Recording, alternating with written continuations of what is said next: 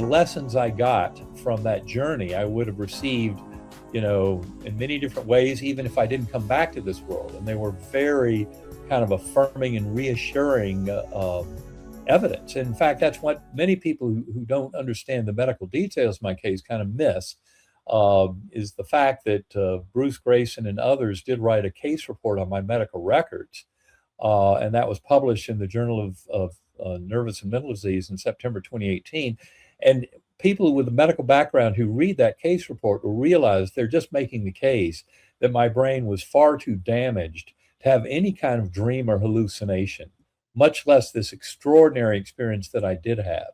And so it demands a much richer explanation. And not only that, but as is pointed out by the peer review editors of that journal, they challenged the authors of the case report. How do you explain this miraculous recovery?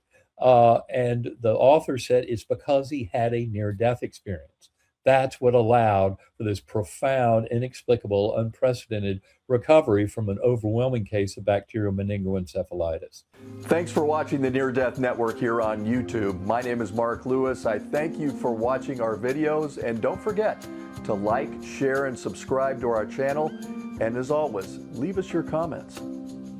Welcome to another edition of What's Death Got to Do With It here on the Near Death Network on YouTube. My name is Mark Lewis. I'm the creator, producer, founder of the channel.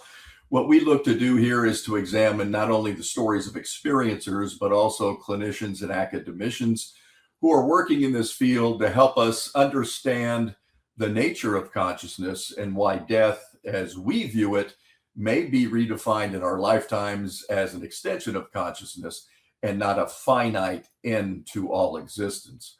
Joining me now is Dr. Eben Alexander, who I had the privilege of meeting in 2013. Gosh, seems like many years ago here in Scottsdale. Dr. Alexander, thank you for joining us today. Well, Mark, it's great to be with you today. And yes, I thoroughly enjoyed meeting you back then in Scottsdale, and remember that meeting quite well, Deborah and Sherry, and great group. So it's good to be with you again.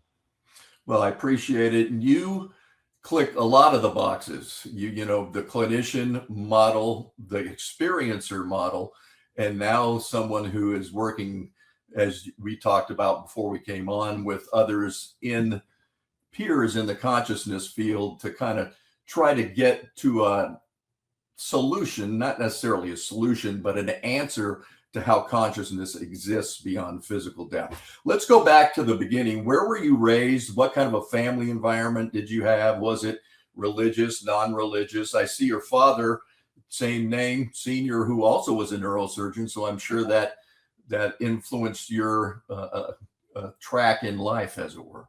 Well, absolutely. And that man, he was my adoptive father. That's an important part of my story, is that I was adopted. But he turned out to be a globally renowned neurosurgeon. He was a wonderful soul. I mean, absolutely just a wonderful person. And I couldn't have asked for a better parent to bring me up. And part of the reason is that his own father, a general surgeon in Eastern Tennessee, had taken Dad to church, Presbyterian church, every day of his life. And I still have at my bedside the little pocket Bible that my dad had. He was a combat surgeon in the Second World War. He was in the Pacific Theater for more than 2 years. And I think that little Bible, that little Psalms and New Testament, or Psalms and the Gospels, basically was, just represented his belief in a loving personal God and the power of prayer. And my dad came back to this world and after the war, headed up a neurosurgical training program. And I'm convinced that one of the reasons he was so kind of together, even after 2 years in a vicious war in the Pacific Theater, it was his belief in God.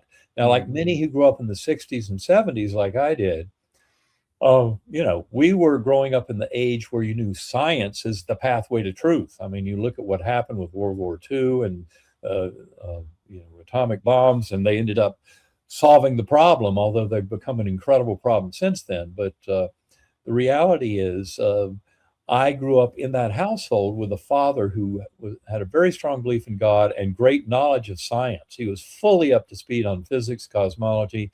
And for him, there was never any conflict whatsoever between his belief in a loving personal God, power of prayer, and his scientific knowledge. For me, it was much more of a struggle. I went to church, a Methodist church, all those many days of my early life, wanting to believe all that. And then the further I got in my career and training, including 15 years of teaching neurosurgery at Harvard Medical School, the more I really couldn't see a way that conscious awareness could survive the death of the brain and body. It was a real mystery to me how that could all happen. And that's why my near-death experience in November 2008 was such a gift. Much of that gift was the nature of the experience, the fact that it was a severe case of bacterial meningoencephalitis that afflicted all lobes of my brain and my brainstem. There was no part left unscathed on day one. So you got a graduate course in the other side, right? So you Absolutely. You wanted to know how it all ties together. Well, be careful what you ask for, right? So Exactly. Well, you're right. I was definitely on a pathway of understanding, and I'll tell you, when I look back on it, now some people would say, look at this miraculous recovery. Of course, he's grateful for it, but the thing is, the lessons I got from that journey, I would have received in many different ways, even if I didn't come back to this world. And they were very kind of affirming and reassuring evidence. And in fact, that's what many people who don't understand the medical details of my case kind of miss, is the fact that Bruce Grayson and others did write a case report on my medical records. And that was published in the Journal of Nervous and Mental Disease in September 2018. And people with a medical background who read that case report will realize they're just making the case that my brain was far too damaged to have any kind of dream or hallucination, much less this extraordinary experience that I did have. And so it demands a much richer explanation. And not only that, but as is pointed out by the peer review editors of that journal, they challenged the authors of the case report. How do you explain this miraculous recovery? And the author said it's because he had a near-death experience. That's what allowed for this profound, inexplicable, unprecedented recovery from an overwhelming case of bacterial meningoencephalitis. And that, I think, is what the world should pay attention to, is the scientific review editors decided that was plenty sufficient an explanation for this incredible healing. And that's where all of us need to go, is that this is instructing us much more fully about who we are as sentient beings and what our powers are in kind of governing the unfolding of reality in this universe. And an acknowledgement that the universe is much more than just this four-dimensional space-time in our material world, but it's a spiritual world of connection of mind. And this is what our third book, Living in a Mindful Universe, is all about, is that scientific and spiritual connection, with near-death experiences being kind of the tip of the spear. But there are many other lines of evidence that have to do with the primacy of consciousness that we address in that book. And we move far beyond just NDEs. And I would say that NDEs are extremely important. And yet alone, they don't really have the power. So it's when they're bundled with all this other information, as we do in Living in a Mindful Universe. For example, you find out that there are also shared death experiences. correct. Shared death are just like near death in many ways. There are occasional differences, but by and large, they're the same kind of thing, but they happen in perfectly healthy people. So all those materialist pseudo arguments saying, oh, it's a decreased oxygen in the blood and build up of carbon dioxide that gives them these hallucinations and messes up their brain. Well, that's not a sufficient explanation at all, given all the evidence we have. And shared death are beautiful examples of how people can go along on the journey, even to the point of witnessing a full-blown life review before they come back to this world. Then you have the whole literature from the hospice community. People complain, oh, near-death experiencers didn't die. I want to know what happens when you die. Mm-hmm. Well, go ask Christopher Kerr. He's a hospice doctor out of Buffalo, New York, wrote a beautiful book called Death is But a Dream. It's all about hospice and terminal care. And what he ends up finding is the very same things occur that have been reported in near-death experiences going back thousands of years. People reunite with souls of departed loved ones in ways that show them beyond any doubt that it's not just wishful thinking, but information that's often conveyed back that is of a nature that only an advanced soul currently existing could know about. In other words, they can come back and help us, say, with medical problems or something like that. A vision in a dream, a loved one who's left this world can say, you need to get a mammogram, and things like that. There are many stories of these kind of communications, after death communications in dreams or awake visions that warn us about things that are in our own personal health. So these can be very practical and applicable communications. And then you've got all the other evidence for non-local consciousness that we discuss in Living in a Mindful Universe to really make the case that ultimately the brain is simply a filter, a transceiver that allows connection to an information field. And that's actually where memories are stored. As we discuss in Living in a Mindful Universe, memories are not stored in the brain. That's one of the last nails in the coffin of materialist neuroscience, which is one reason you haven't heard it discussed too heavily to date. And yet neurosurgeons are aware of this and pay attention to the fact that over the last century plus of more than a few million brain operations, nobody has ever recorded a loss of long-term memories with the removal of any part of the brain. And then when you recognize the deep literature that also contributes to this discussion, for example, out of University of Virginia, past life memories in children suggestive of reincarnation. And at the UVA database, they've studied more than 2,500 cases of such claims over the last 6.5 decades. And of those 2,500 they've studied, 1,700 they've solved. That is, they actually found the person who lived before.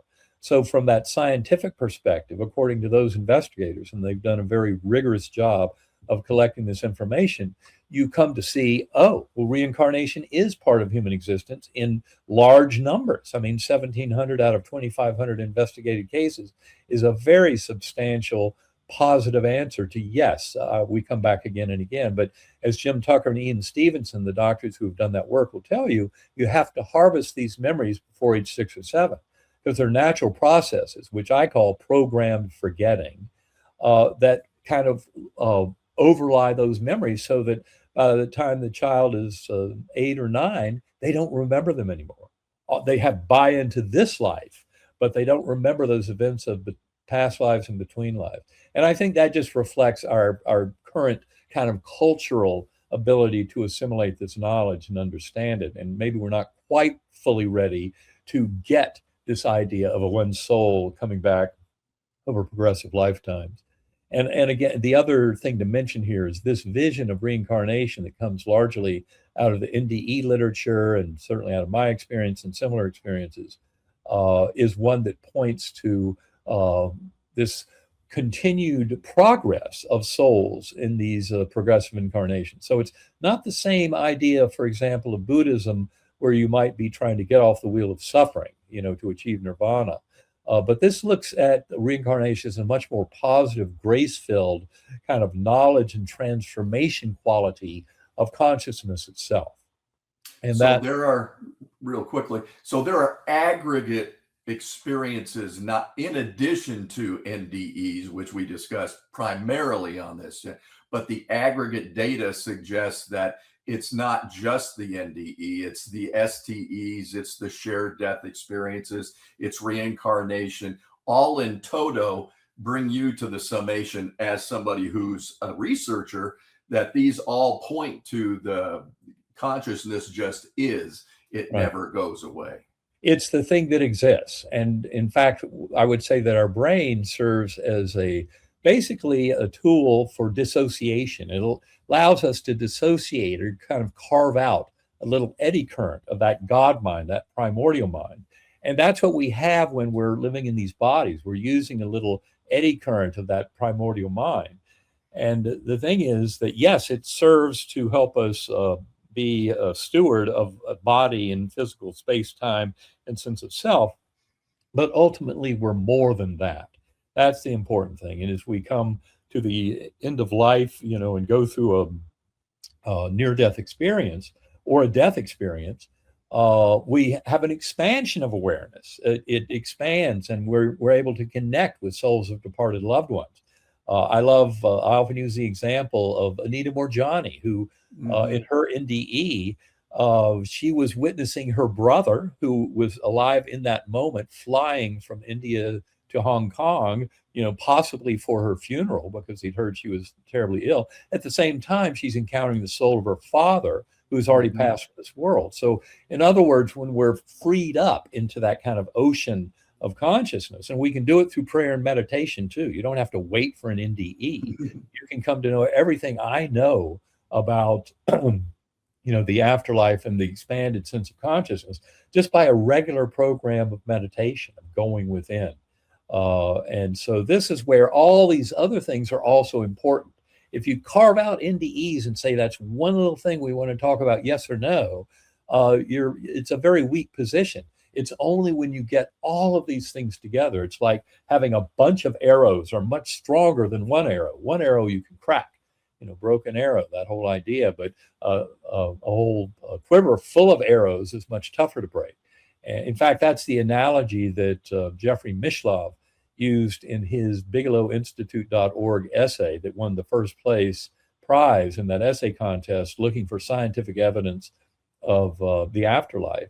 And he used the analogy of a bunch of arrows, much harder to break. And then he has like 12 different kind of pieces of evidence. And like we do in our book, Living in a Mindful Universe, we use neuroscience, the hard problem of consciousness, what's called the binding problem in the philosophy of mind. That's the apparent unity of consciousness in an individual. That's very hard to explain from a materialist position of multiple neuronal nodes contributing to consciousness. And yet we all know our consciousness seems to be completely unified.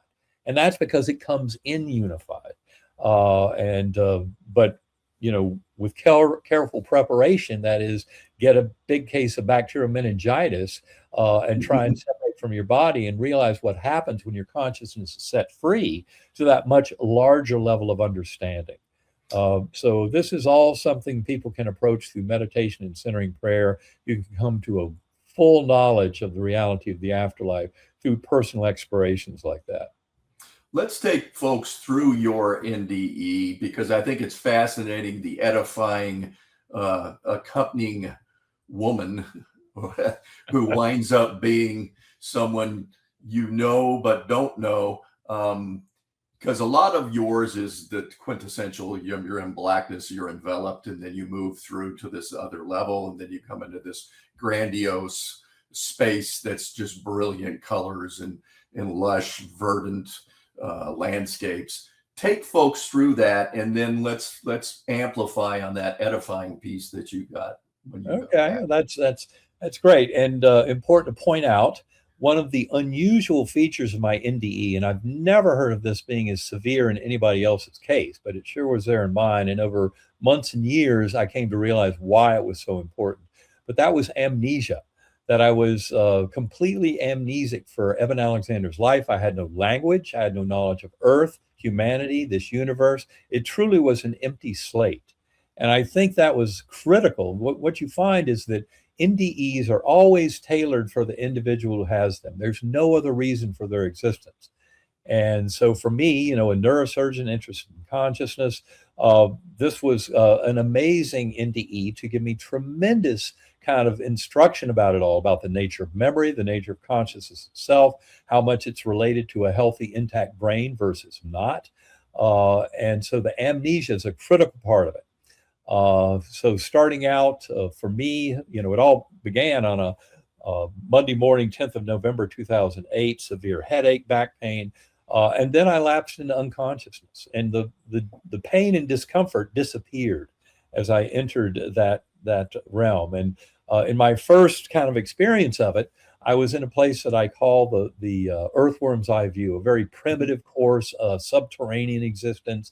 Sounds very kind of diabolical and kind of murky, and it was all of that. But interestingly, as much as it sounds foreboding to people when I describe it, when I experienced it initially, because I remembered nothing else, I just assumed this is reality. This is it. I accept it all, and I just kind of went with it without any kind of complaints. And the good news was I was rescued by this slowly spinning white light. Now, up until this time, my existence in that earthworm eye view had been there was a pounding, smashing, like somebody banging on an anvil. And that was a very discomforting thing to experience. So when this light came, Interestingly enough, it came packaged with a kind of a perfect musical melody, which gave me tremendous relief from that pounding anvil sound as I ascended into this light portal and went up into this brilliant ultra real gateway valley. And that's the place where kind of the magic is. That's where so many of us would reunite with souls of departed loved ones, go through life reviews, plan next incarnations, and the incarnations that we plan involve mainly hardships and challenges because that's how we grow. So we need to learn to just see that as part of the bigger package. And in many ways, those challenges can be a gift as we see what they offer us. Just like my adoption abandonment wound, which was so troubling in much of my life, but in many ways it was a gift because it was that challenge and coming to some resolution of all that in my near-death experience that gave me this great gift of connection with the universe and knowing in the reality of that God force. But in this Gateway Valley, many Earth-like features. I was a speck of awareness on a butterfly wing. I had no body awareness at all, but we were among millions of other butterflies, colors beyond the rainbow, looping and spiraling in these vast formations. And beneath us, this incredible meadow surrounded by a forest, sparkling waterfalls into crystal blue ponds. And there were thousands of beings dancing in this meadow. Lots of joy and merriment, children playing, dogs jumping, festivities being fueled because up above were these swooping orbs of angelic choirs that would emanate chants, anthems, hymns, thundering through my awareness, this incredible sense of majesty and awe. And yet beautifully, it was remembered as my spiritual home. I use all these words and they sound a little exotic to some people, but thousands of people wrote to me after Proof of Heaven came out because there was something about the wording I used, even though it might sound a little off to some people, but it reminded many others of their own journey, even parts that they had forgotten. And so that, I think, was kind of the magic behind the book. It resonated in a big way. And it's been like 42 weeks at #1 position on the New York Times bestseller list for nonfiction, published in 40 countries. And I mention all that just to say it resonated with people. They had an understanding. It reminded them of something in their own experience. Of home. Now, it's like a spiritual home. And you get there and you go, oh, now I remember. And it's, we've all been there before. I think for me, there are only very few fresh, brand new souls involved. They're usually the most narcissistic, egocentric of them all, because that's one of the hallmarks of early soulhood. But anyway, so in this beautiful Gateway Valley, I wasn't alone. In witnessing all that I've described, there was a beautiful girl beside me on the butterfly wing. And of course, you alluded to her a few minutes ago, and she's absolutely crucial to the story. And the thing that I remember about her was this deep sense of personal connection.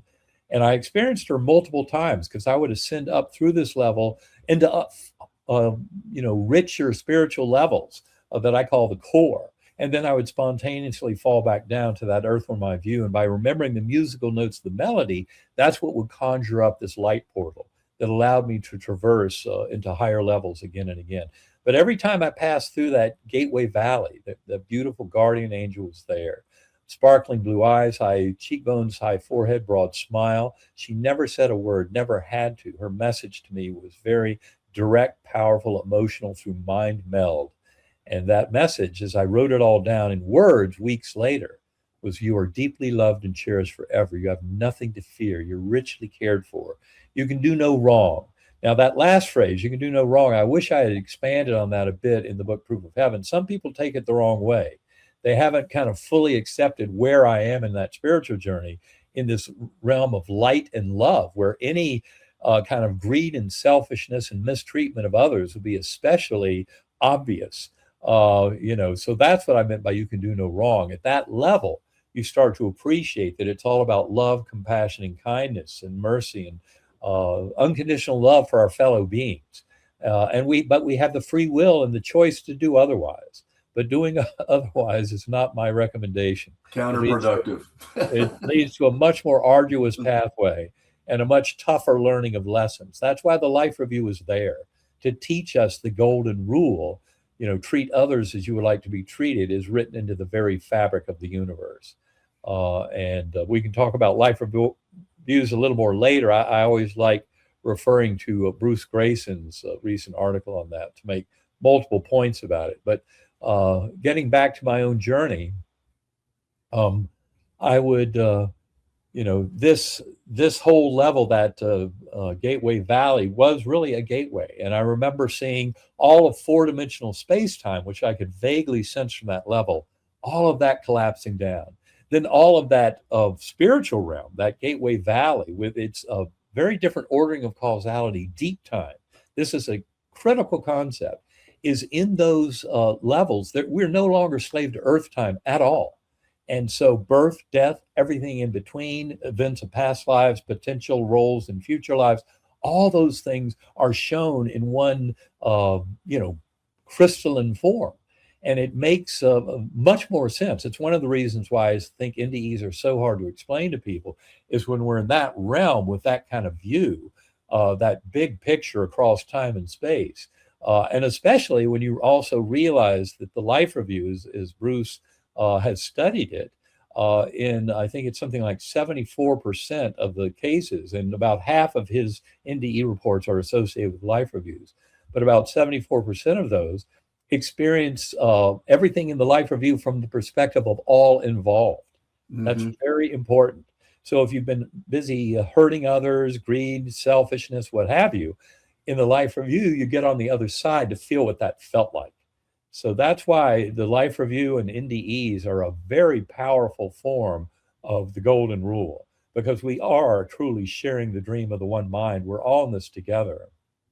So you're in this state in the coma for 7 days. You come out of it. Do you have any concept of how long that was when you were there, and then when you came back? Were you just like befuddled that you were gone for 7 days? Or? Well, I was. And the other interesting thing is, when I did come back, when I did wake up from all this, my brain was still very affected by the meningitis. So I didn't even recognize my loved ones at the bedside when I first woke up. All I knew was where I had just been, this extraordinary journey.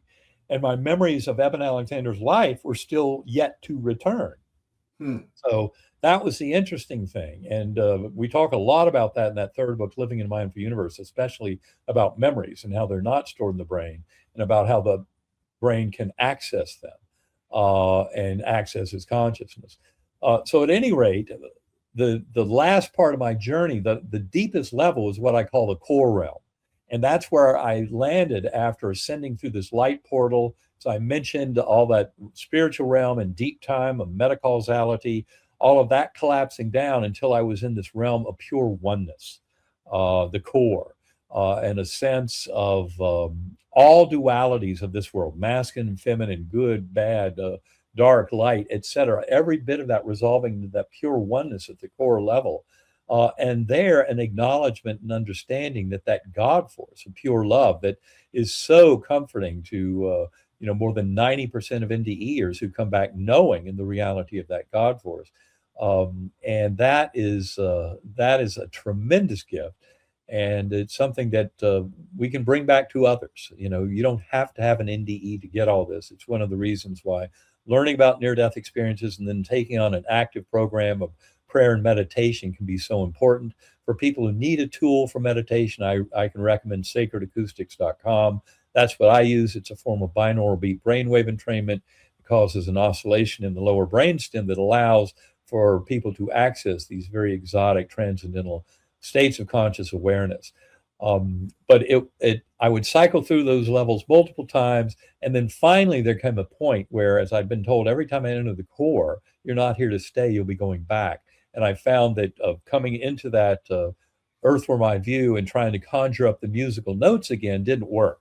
And that's when I was aware of thousands of beings going off around me in the distance, heads bowed, some holding candles, and this murmuring energy coming from them. And that murmuring energy, I later called it the power of prayer. And it was what was drawing me back to this world. So showing our connectedness through mind, through this kind of spiritual sense that we share with each other. And that's what brought me back to this world. But the final thing I saw were the 6 faces that would bubble up out of the muck, they'd say a few words and disappear. I didn't understand the words because my amnesia was still very active. And it was the sixth of those phases that really got my attention. It was a 10-year-old boy. All through this, because I didn't have a direct, because of the amnesia, no direct connect with a lot of what I was observing. Much of it was very instructional and not necessarily meant to guide Eben Alexander's personal soul journey until I kind of unraveled these deeper parts of it all. And so it was Bond's phase, my 10-year-old son. And that's what finally got my attention, because I'd thought all through this journey, it can continue, it can cease, doesn't matter. But now there was a connection. There was another soul out there, very important to me. And so that was ultimately what led me back to this world. But of course, then there was a struggle back and forth with my scientific side, trying, wait a minute, how could this be? But all the facts of the medical case, as were made clear in that case report, I was beginning to uncover on my own. Long before the case report came out. And that's what to me was so mystifying, is the more I've studied my case and my medical records, my neurologic exams, my Glasgow coma scales, my lab values, my cerebrospinal fluid glucose level, and you or me, it might be 80. Somebody with severe bacterial meningitis, their glucose might be down to 20. Well, my cerebrospinal fluid glucose level was 1. And my Glasgow coma scales were around 6 or 7, probably sometimes as low as 5. And anything lower than 9 is deep coma.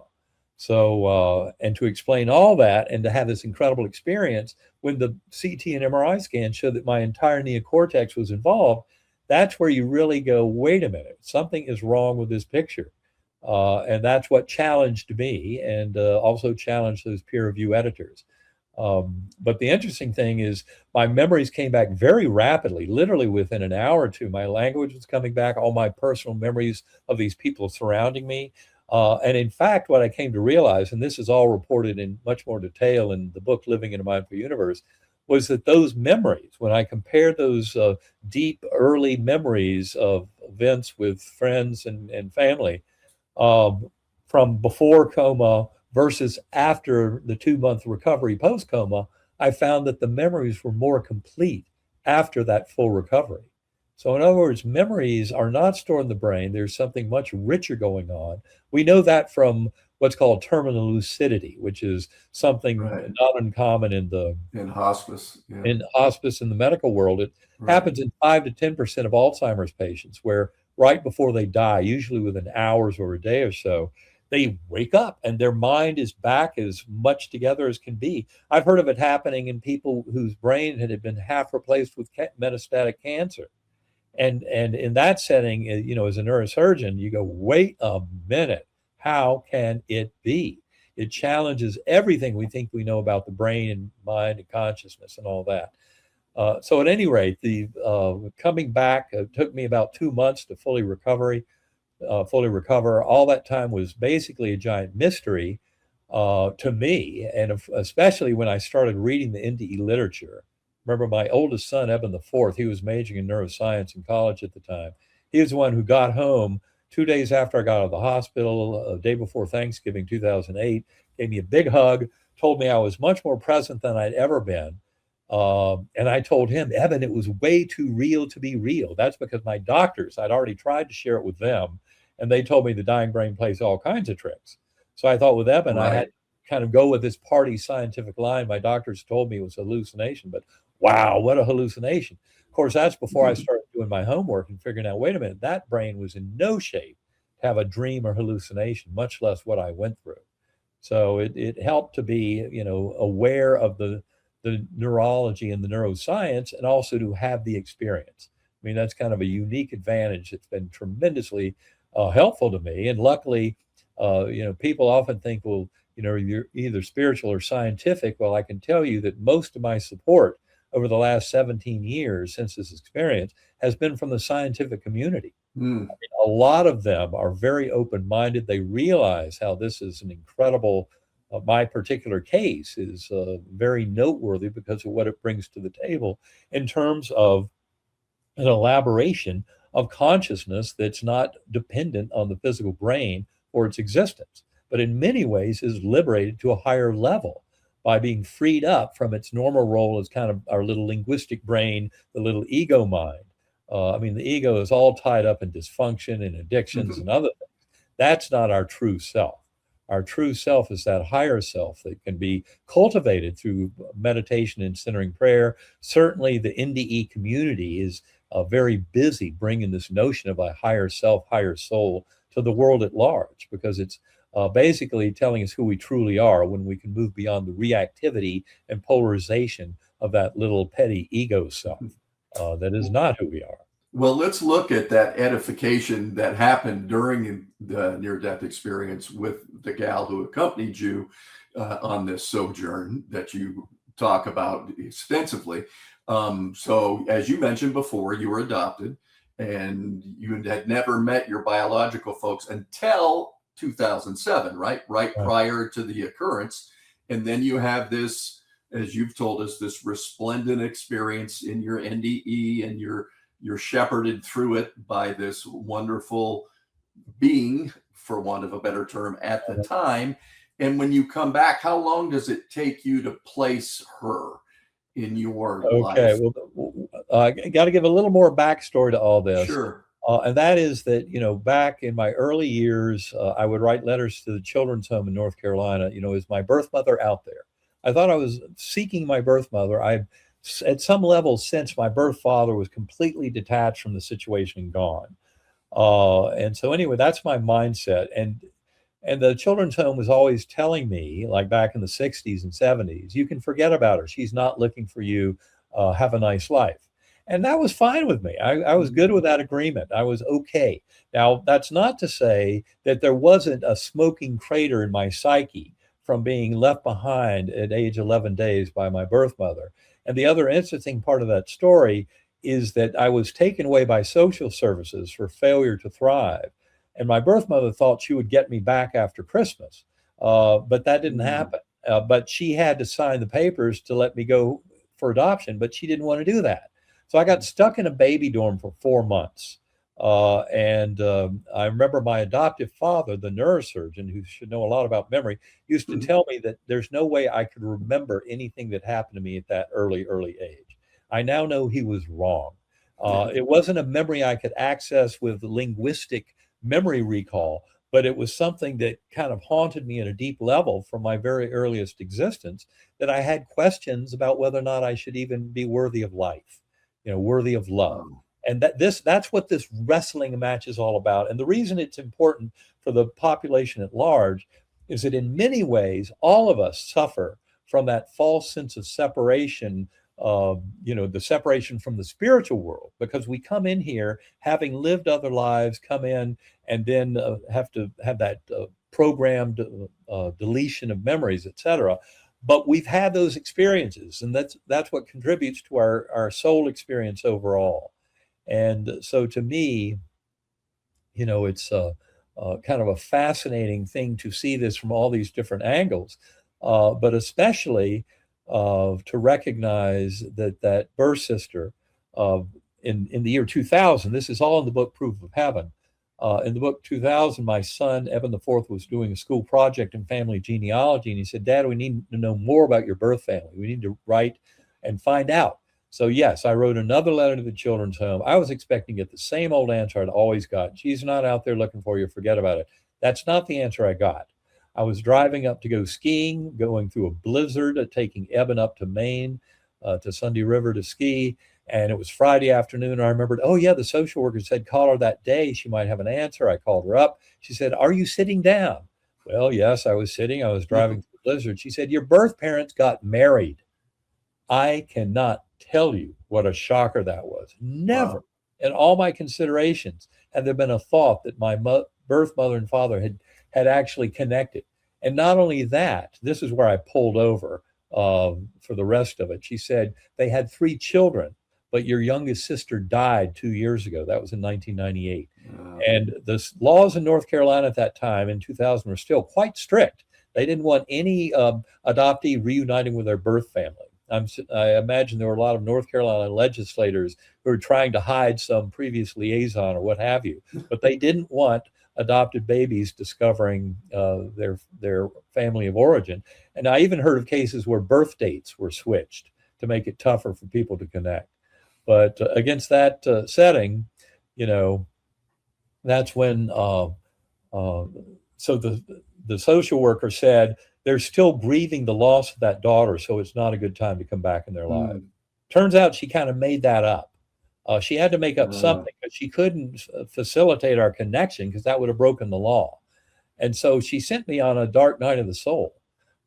That perceived rejection, I realized later, after February 2000, when that happened, I stopped saying prayers to my kids at night with my sons and stopped taking them to church. And that whole belief I'd always harbored in my heart that maybe there was a loving personal God out there, it just dissipated. And I spent those next 8 years in that dark night of the soul. And then it was 7 years later, 1 year before my coma, walking on a beach in South Carolina where two of my adopted sisters said, "Don't you think it's time you reached out to your birth family again?"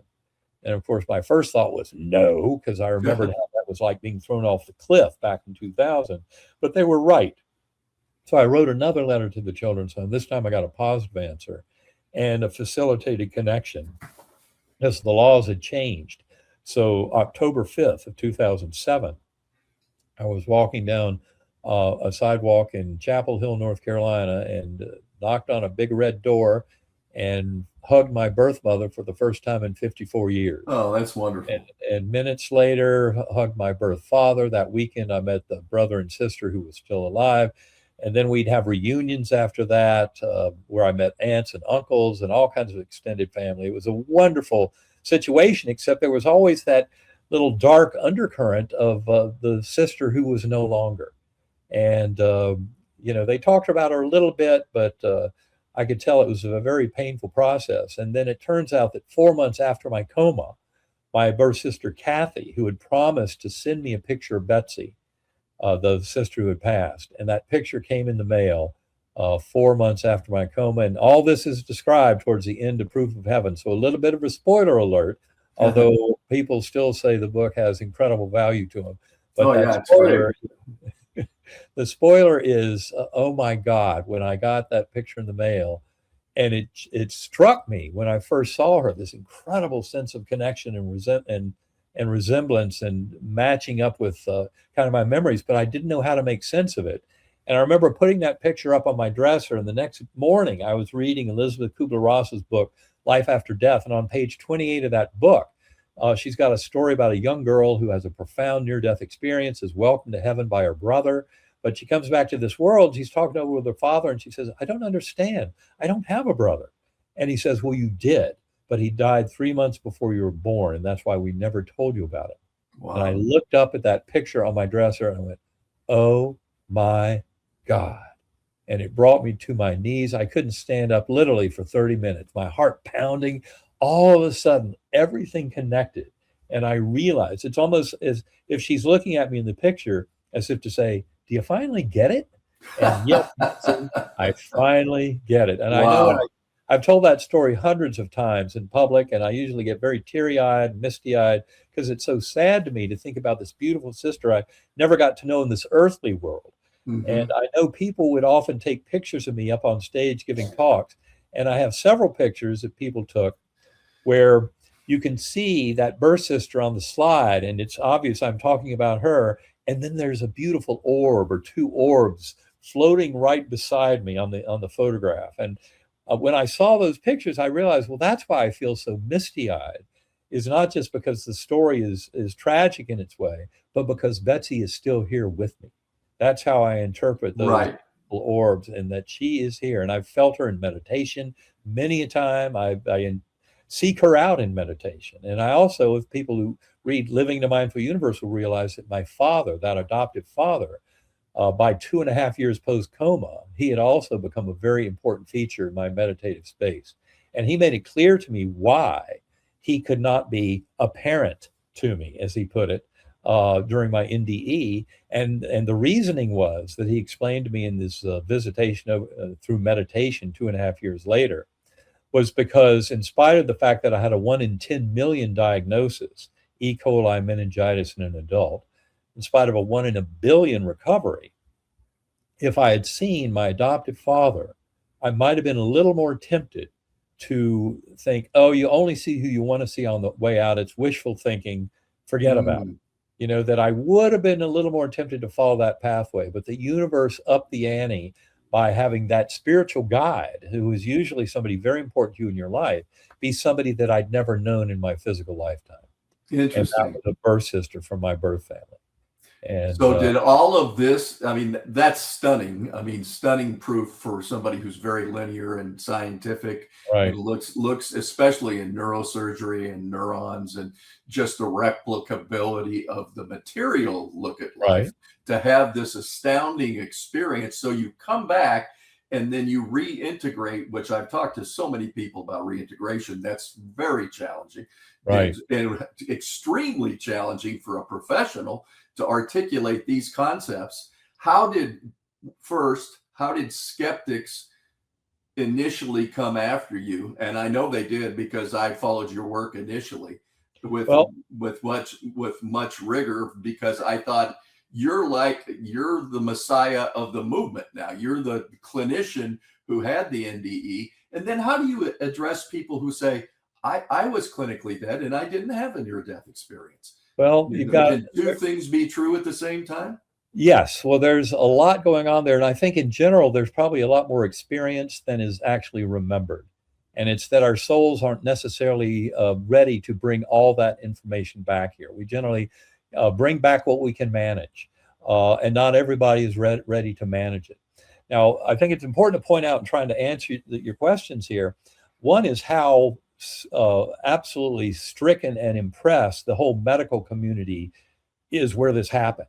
You know, people who just read the book Proof of Heaven can think, oh, well, you know, this one doctor has this one little experience and he thinks it's kind of cool, but so what? It turns out that the whole medical establishment at Lynchburg General Hospital was taken by this. I was invited to my own morbidity and mortality conference. Patients usually don't go to those because that's when somebody dies or is horribly maimed from a medical Mhm. experience. And we do it in the M&M conference to make sure nobody ever has to go through that again. We want to make sure we teach everybody, don't let this happen to you and your patient. So they invited me to M&M, but beyond that, the County Medical Society also had a special dinner, and they invited me to talk, and more than 120 doctors from that hospital and their spouses came to hear it. So in other words, locally, this was known as a big, oh my God, set of events, and people wanted to know, how do you explain this? Mhm. This recovery really is miraculous.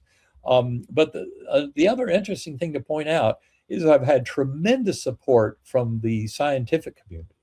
Um, and that certainly begins with that group at the University of Virginia, you know, who've been studying these things for 6.5 decades, studying past life memories of children, near-death experiences, telepathy, psychokinesis, all these kind of unusual things that go beyond the materialist model of mind, but are known to be, you know, human capabilities. And in fact, it was 2 years to the hour after waking up from my coma that I found myself driving up to Charlottesville to give a noonday consciousness conference talk to this whole group of esteemed scientists at the University of Virginia back in 2010. And that is what really awakened me, because the more I've been working on all this, the more I was thinking, oh my gosh, this is a tremendous amount of work I'll be doing to try and explain my situation and my experience to the world. And then I realized that there's a whole set of scientists who've been doing this stuff for decades who fully get it. And they were just 60 miles north of where I lived at the time. In fact, I was working at UVA at the time. And yet I'd never heard of this division of perceptual studies. They have to stay way under the radar Right. because their work is so kind of exotic. And you're right, there were some pseudo skeptics who kind of attacked me out of the gate. Oliver Sacks was one, bless his soul. Mhm. But Oliver Sacks, I think if he had seen that case report, would have had a tremendous amount more useful information to make a much better case than he did. He just thought I was being pseudo-scientific by jumping to a spiritual conclusion. But he doesn't realize it took me, 3.5 years of hard work and deep discussion with thousands of people and reading almost 200 books to come to those conclusions. This is not lightly done. And then, of course, people like Sam Harris, he's a neuroscientist with a blog presence, and he said that my experience sounded just like a DMT trip. And to me, that was horribly dismissive. I mean, what a materialist thing to say, Right. that it's nothing more than a few molecules dancing in your head. Forget about it.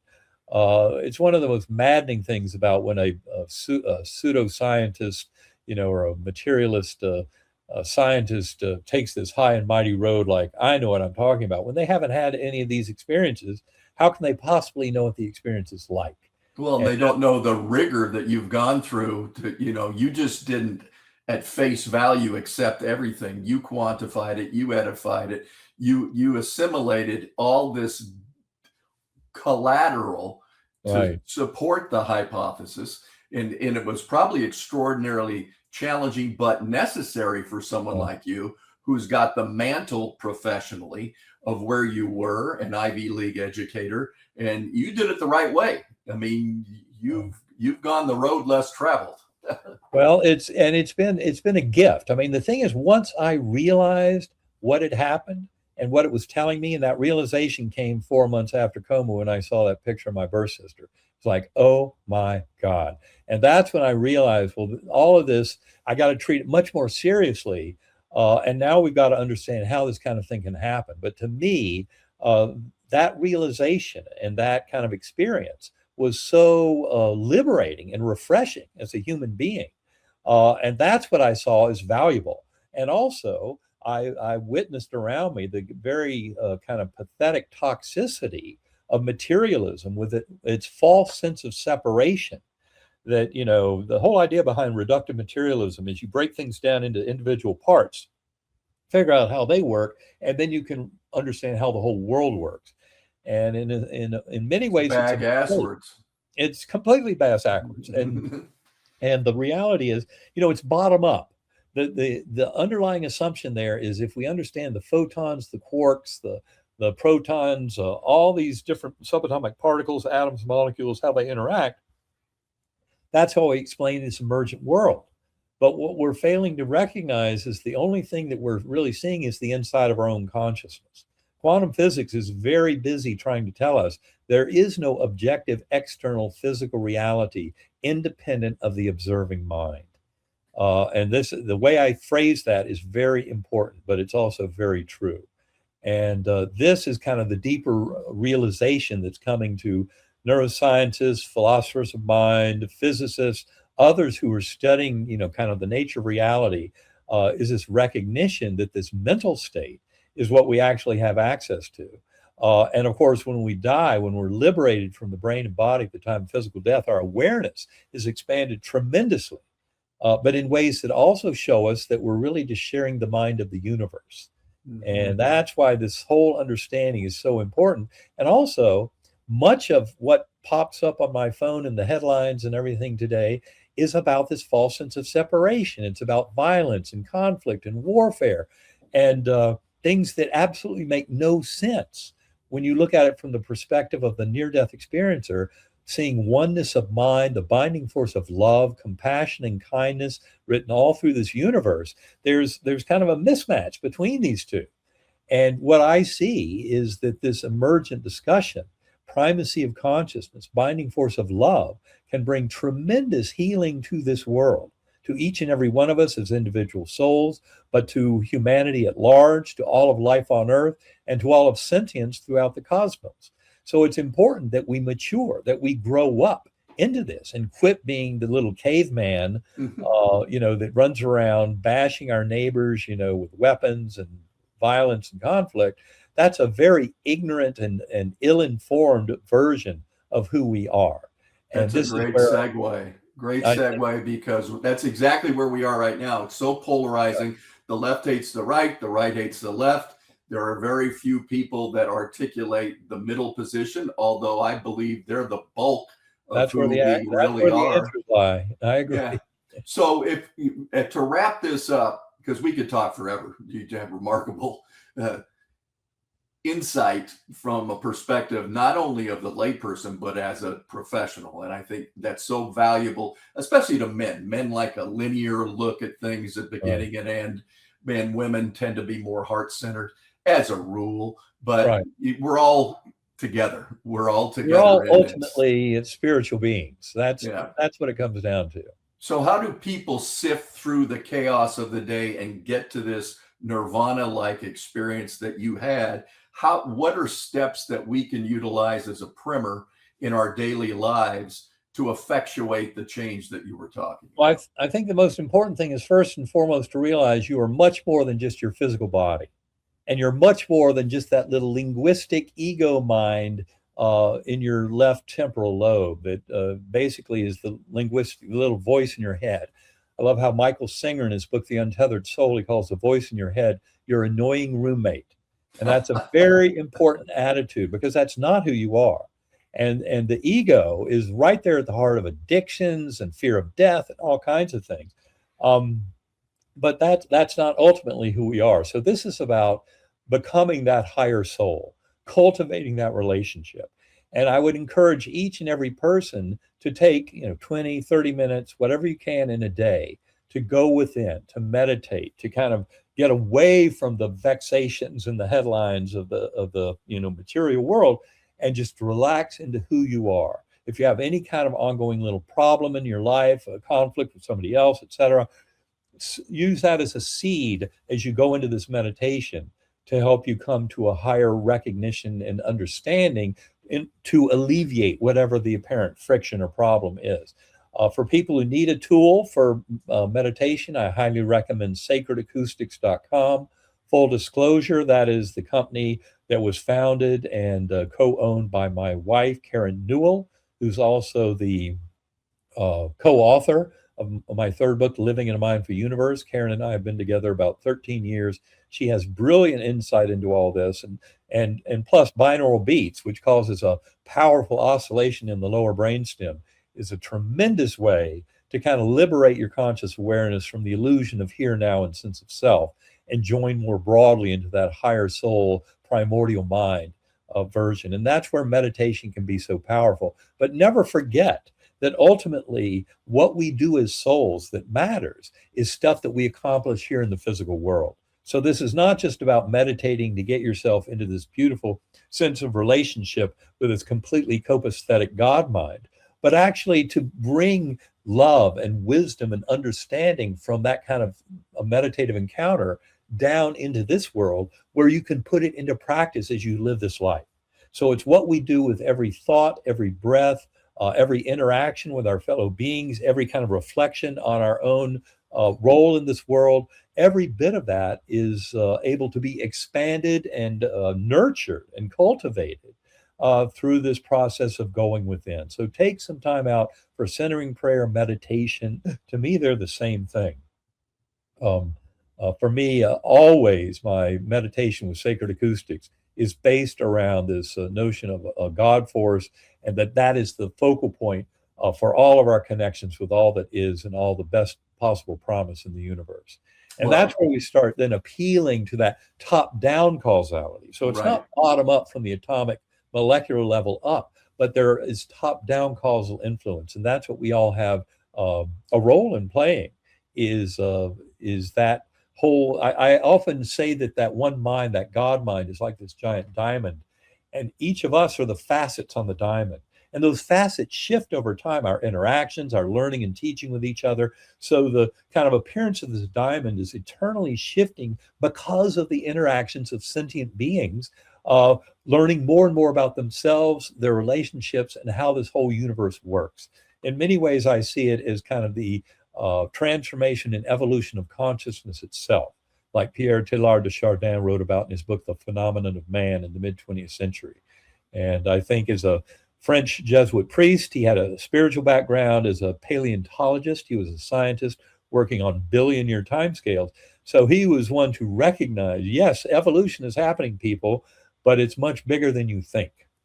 And that's what I see is going on in this kind of discussion, is we're all contributing to that God mind and its growth and understanding.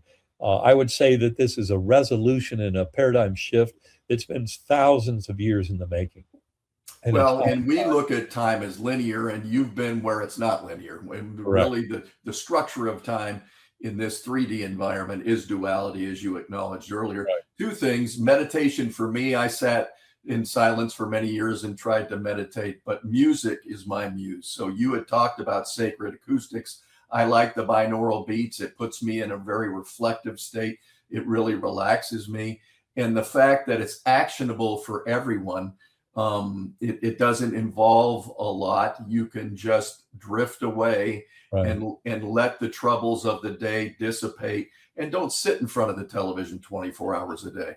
You know, I was in the news business for a long time, albeit in sports, but you know, there's a time and a place for everything, and be of service. You know, wake up each day and say, how can I be of service? And that's why it's so important, as you mentioned earlier in the life reviews, as sometimes what we might see as a benign act is the most important act of our day. To smile at a neighbor who is going through very, very difficult times, to give them the impetus to make it through the day.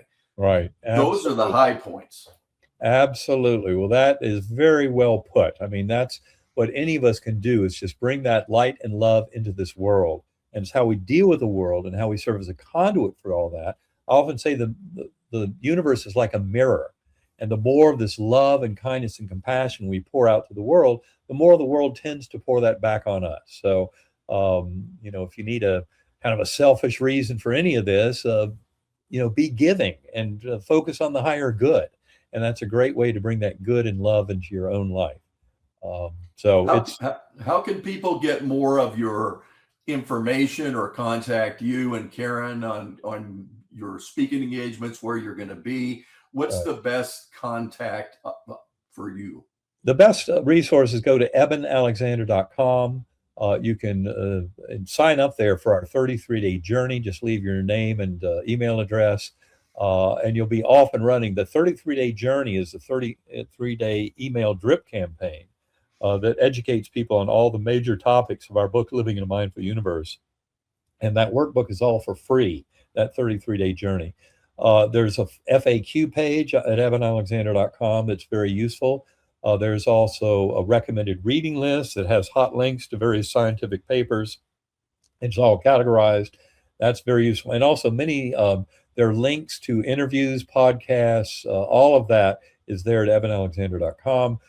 Don't forget sacredacoustics.com, a very informative website for anybody who wants to meditate and get big advantage out of meditation. Go to Karen's website, sacredacoustics.com. Look for the Whole Mind Bundle on there. That was the file set that Dr. Anna Yusum used in a pilot study published in the peer-reviewed literature that supports sacred acoustics for relieving anxiety.